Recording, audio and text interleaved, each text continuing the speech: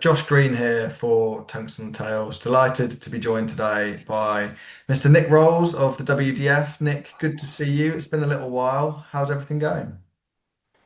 Things are good, thank you, Josh. Yeah, busy as always. But yes, looking forward to second half of the season, if you like. We're getting towards the nitty gritty end of the WDF season. Ends at the end of October, start of November. So yeah, moving into that category. We've almost come through the summer holidays now. July, not quite so many tournaments, and then it really gets going again in August.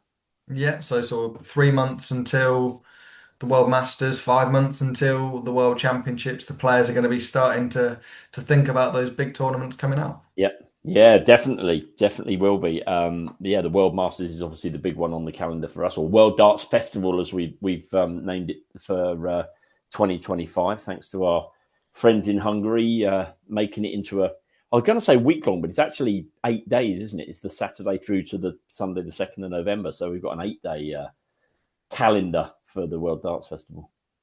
Yeah, and a tournament and an event that was a huge success last year over in Mm. Hungary, and I think they'll be very pleased to get it back there again and showcase what they can produce as a big darts tournament. Yeah, it's interesting. We've had a lot of conversations with our friends in Hungary, and look, I think whenever you launch a new tournament, there are always going to be, I call them teething problems, and there are a few things last year that could have gone better for definite. We've addressed those. I'm quietly confident that we're going to be able to provide a better tournament this year, in so much as those little problems are hopefully going to be ironed out.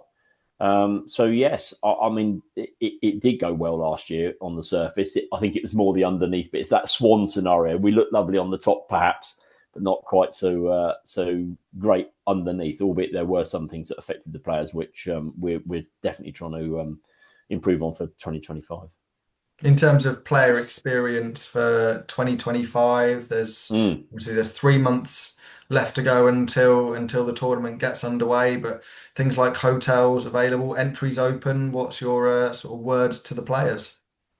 Yes, we. I think it's probably about 3 weeks ago now that we made the announcement that there is a specific website that you can go to that details all of the tournaments that are on from the Saturday, the 25th of October, right the way through to the Sunday, the 2nd of November. There's also hotels. Now, I'm being told, and I know a couple of people have said to me that going when you look at the hotels, there are some really good deals available with regards to the hotels in Hungary around about Budapest. So, in a way, the good thing is that to be able to place your entries, you have to go on a website that takes you through the hotel offers that are available. So, I guess my encouragement would be to everyone to listen, have a look at that website. It's for you to make a decision as to whether the deals that you're seeing are as good as you need them to be, if that makes sense, and then you can make your own decision. But from there, then you can go on to place your entries as well. So Yeah, absolutely. And a country that has been producing a lot of excellent darts players over the last number of years. A beautiful country as well for those visiting. It's not just going to be about the darts over those 8 days. You've got yeah, the whole of the country to and the city of Budapest to explore as well, I guess. yeah. I mean, I've been lucky enough now to go to Budapest on I don't know, probably 4 or 5 occasions, and you're absolutely right, Josh. It's an amazing city, and obviously the Danube flowing through there as well. There's some amazing restaurants, some amazing views, and some great things to go and see. So obviously we'd love for everybody to play darts for the full 9 days. But if I think we have a gold tournament, then a silver tournament, then pairs, then triples, then into the Masters, the Open, and then the World Championship qualifier. So if 9 days of darts is just that, I need a little bit of a break. There might be a day in there somewhere where you just go down into Budapest and have a look around and a bit of a sightseeing visit, for want of a better phrase. But yeah, great opportunity and a great place to be going.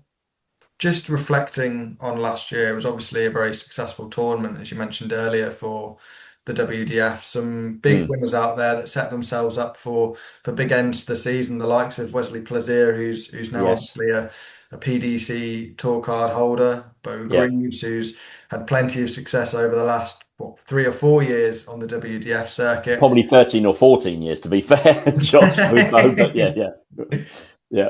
And yeah, overall, it's a great standing. It comes at a good time in the calendar, I think, for players to really get into that groove heading into the World Championship. Yeah, I agree. I mean, last year was the first year, obviously, we went there, that we were a little bit bound by the dates and the times last year, which that was always going to cause a slight concern for us, but also for the players with regards to the World Championship qualifier in particular.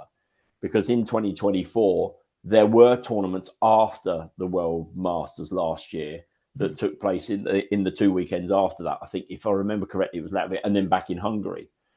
And so, therefore, the World Championship qualifier was, have I qualified or haven't I qualified? Whereas for 2025, we'll get to the end of the Saturday night and the World Masters will have played out. And we will know the players that are definitely in Lakeside by that time, because there are no tournaments after that, which means that the players that play in the World Championship qualifiers will only be the players that are not already qualified for Lakeside. I think that made sense, but you get what I mean. We can have a definitive understanding of who's in and who's not. So therefore, those players are definitely playing for a place. Whereas there was a little bit of, am I in and am I not? I better go into the tournament just in case type thing last year.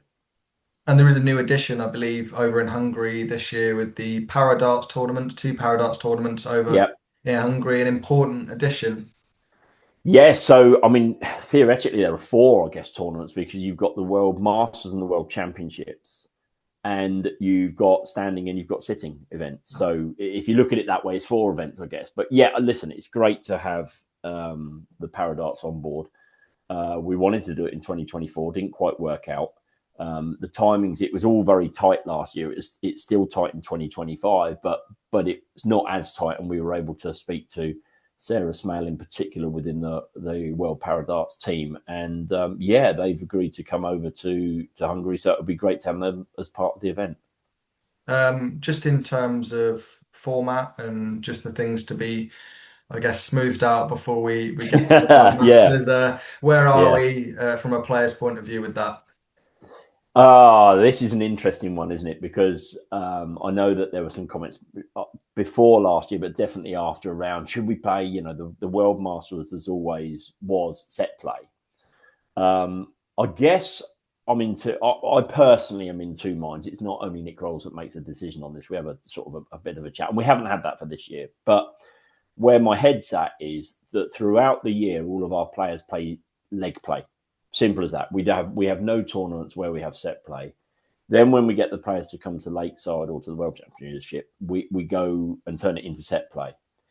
Is it right to have both of our major tournaments, i.e. the World Masters and the World Championships, as set play? Or should the way they've been playing throughout the whole season be represented in one of our major tournaments, as in leg play? So there are contrasting opinions, of course there are. Some think that myself and the team are going to have a chat about in the next 2 or 3 weeks to finalise and decide which way we go. So watch this space on that one. Absolutely. Great to get a little bit of an insight to what we've got coming up heading into the World Masters today, Nick. Really appreciate your time. I'm sure we'll catch up again when we've got that format decided, and we've got the entries nice and up to date, and we'll have a chat sometime. Absolutely. Yeah, I guess my encouragement would be to guys and girls to now go onto the website, have a look at those hotels, and get your entries in. And because what will also help as well is by having the entries in, we'll be able to determine what time we need to start on days. And there are some questions also, Josh, around whether the youth can play in the senior tournaments as well. And that will actually depend on how many entries we are as to whether we need to run the tournaments at the same time. And obviously, if we do, then the youth may have to just play in just the youth tournaments. But look, I would love for the youth to be able to play in the seniors. Look, you can look at some of the great players. Now, Luke Littler is the obvious one, right? He played in a lot of youth tournaments, but he also was able to play in a lot of our senior tournaments. We'd love to be able to do that, but time does determine that, and we do need to work that bit out. So yeah, get on, put those entries in, get your hotels booked, and really looking forward to seeing everybody in Budapest at the back end of October.